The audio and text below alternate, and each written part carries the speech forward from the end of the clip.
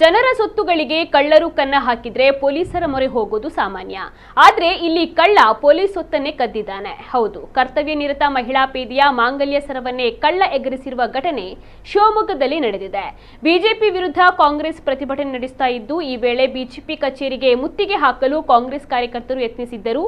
ಈ ವೇಳೆ ಬಂದೋಬಸ್ತ್ಗಾಗಿ ಕೋಟೆ ಪೊಲೀಸ್ ಠಾಣೆಯ ಮಹಿಳಾ ಪೇದೆ ಅಮೃತಾಬಾಯಿ ಕೂಡ ಬಂದಿದ್ದರು. ಈ ಸಂದರ್ಭ ಕಳ್ಳ ಕೈ ಚಳಕವನ್ನು ತೋರಿಸಿದ್ದಾನೆ. ಅಮೃತಾಬಾಯಿ ಕತ್ತಲಿದ್ದ ಸುಮಾರು 60 ಗ್ರಾಂನ ಮಾಂಗಲ್ಯ ಸರವನ್ನು ಎಗರಿಸಿದ್ದಾನೆ. ಮಾಂಗಲ್ಯ ಸರ ಕಳೆದುಕೊಂಡು ಅಮೃತಾಬಾಯಿ ಕಣ್ಣೀರು ಹಾಕಿದ್ದಾರೆ. ಖತರ್ನಾಕ್ ಕಳ್ಳನಿಂದ ಪೊಲೀಸ್ ಇಲಾಖೆ ಮುಜುಗರ ಪಡುವಂತಾಗಿದೆ.